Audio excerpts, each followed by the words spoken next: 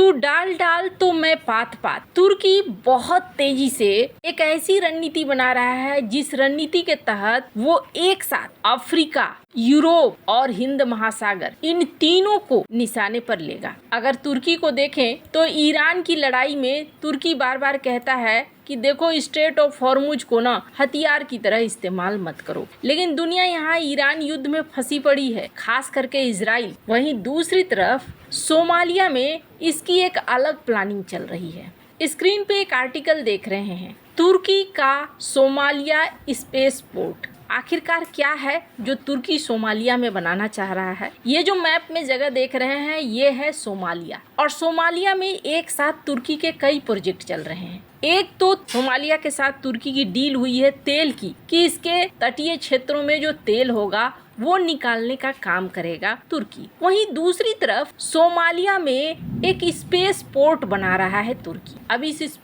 Space port का मतलब क्या है? तुर्की ने सोमालिया को समझाया है और सोमालिया के लोगों को समझाया है कि यहाँ से हम अंतरिक्ष के बारे में जानकारियाँ हासिल करेंगे, अंतरिक्ष को लेकर कामकाज करेंगे, हम यहाँ से स्पेस के लिए, अंतरिक्ष के लिए रॉकेट लॉन्च करेंगे और सैटेलाइट लॉन्च सर्विस देंगे, जिससे सोमालिया के लोगों को बहुत सारा नौकरी मिलेगा, सोमालिया आगे बढ़ेगा, सोमालिया की सेना को ट्रेनिंग भी मिलेगी और मदद भी मिलेगा। हालांकि सोमालिया में तुर्की का एक अच्छा खासा प्रभाव है, उसका एक बड़ा सैन्य बेस है कैंप तर्कशुम।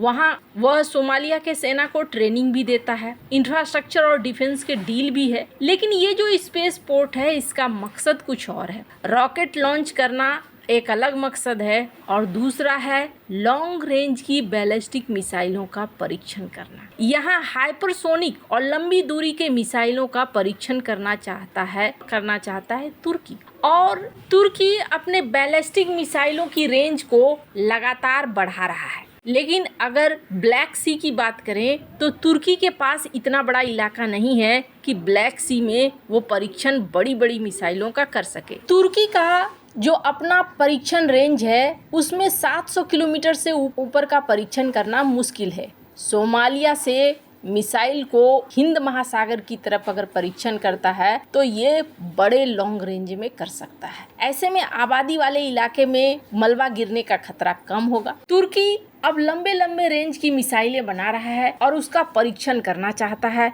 और इसमें सोमालिया का इस्तेमाल करना चाहता है। तुर्की को इससे एक नहीं कई फायदे होंगे। मिडिल ईस्ट में तुर्की एक रीजनल पावर बनेगा, अफ्रीका, हिंद महासागर क्षेत्र में एक बड़ी शक्ति बनेगा, सोमालिया में military base, ports, energy deal, यहाँ तक कि अब स्पेस पोर्ट, ये सब मिलकर अंकारा के प्रभाव को बढ़ाते हैं। खैर, अब ये एक ऐसा रूट है जहाँ से व्यापार भी होता है। इस वजह से भी तुर्की एक तीर से कई निशाने साध रहा है। पर क्या तुर्की को यूं ही छोड़ दिया गया है? भारत एक्शन नहीं ले रहा है, इजराइल एक्शन नहीं ले रहा है। इजराइल एक्शन ले रहा है और इसी वजह से तुर्की के अंदर एक घबराहट भी देखने को मिली। तुर्की को अगर आप देखेंगे तो अलग अलग चालें तुर्की चल रहा है। अभी तुर्की सीरिया और अरब के लीडर को नाटो के समिट में बुलाना चाह रहा है। अपने प्रभाव को धीरे धीरे बढ़ाने की कोशिश हो रही है। सोमालीलैंड जो सोमालिया के ठीक बगल में है और यहाँ पर इजराइल की एंट्री हुई। इजराइल ने यहाँ मान्यता दे दिया सोमालीलैंड को। सोमालीलैंड को मिले मान्यता के बाद सबसे पहले अगर कोई नाराज हुआ और बौखलाया तो वो था तुर्की।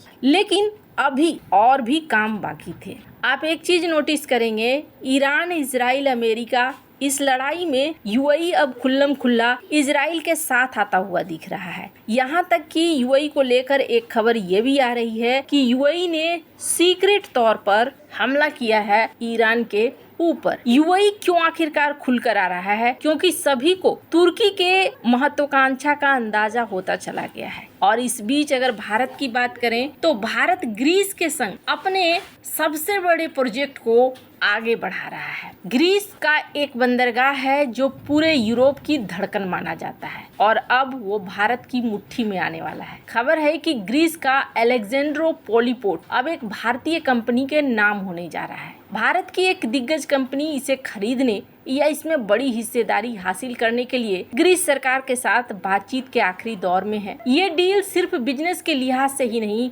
बल्कि भारत की रणनीतिक ताकत को 7 समंदर पार स्थापित करने के लिहाज से सबसे बड़ी मानी जा रही है। अलेक्जेंड्रोपोली पोर्ट की अहमियत को समझने के लिए अगर इसके लोकेशन को देखें तो ये बंदरगाह बुल्गारिया, रोमानिया, यूक्रेन जैसे देशों के बिल्कुल करीब है। जब से रूस और यूक्रेन के बीच युद्ध शुरू हुआ तब से ये पोर्ट पूरे यूरोप के लिए एक लाइफलाइन बन गया है। नाटो देशों के टैंक हो या हथियार हो या फिर अनाज हो या गैस की सप्लाई, सब कुछ इसी रास्ते से यूरोप के अंदर जा रहा है। और यही वजह है कि कल तक जिस बंदरगाह को ग्रीस सरकार ने देश की सुरक्षा के लिए खतरा बताकर बेचने से रोक दिया था, आज वही चाबी भारत को सौंपने की तैयारी की जा रही है। इस पूरे घटनाक्रम के पीछे एक सबसे बड़ा एंगल है चाइना और तुर्की का। ग्रीस का सबसे प्रमुख बंदरगाह पीरियस इस समय पूरी तरह चीन की कंपनी कॉस्को के कंट्रोल में है। ग्रीस और बाकी यूरोपीय देश इस बात को लेकर परेशान हैं कि अगर उनके सबसे महत्वपूर्ण बुनियादी ढांचे पर चीन का कब्जा रहा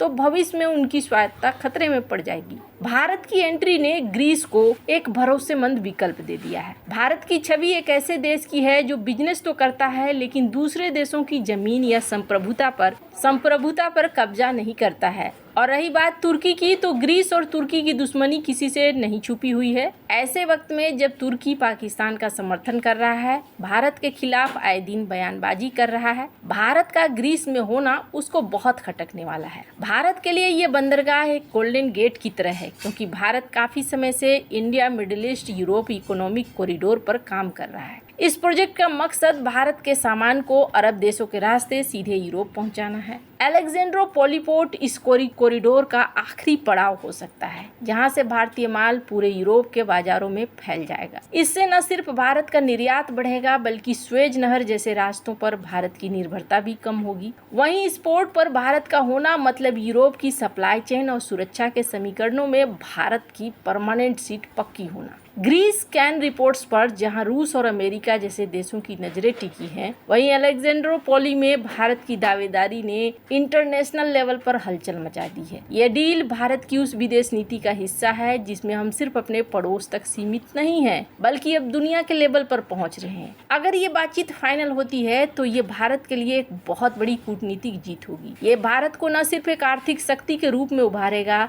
बल्कि चीन के BRI को भी एक तगड़ी चुनौती देगा, साथ ही साथ तुर्की को भी एक तगड़ा झटका देगा। ग्रीस इसके लिए तैयार क्यों हुआ है, इसके पीछे कारण भी है। स्क्रीन पर ग्रीस का एक आर्टिकल देख सकते हैं। ग्रीस अपने नए साथियों के साथ भारत, गल्फ, इजराइल, अमेरिका के साथ संबंधों को मजबूत कर रहा है ताकि तुर्की को काउंटर किया जा सके। ये पूरा जियोपॉलिटिक्स कुछ ऐसा ही है। यहाँ अगर लॉन्ग विजन ना हो, लंबी दूरी तक देखने की क्षमता ना हो तो फिर तबाही को रोका नहीं जा सकता है। वैसे आपको क्या लगता है, इजराइल और भारत क्या काउंटर कर पाएंगे तुर्की के प्रभाव को? कमेंट कर अपनी राय जरूर बताएं। जल्द मिलते हैं अगले वीडियो में नई खबर के साथ।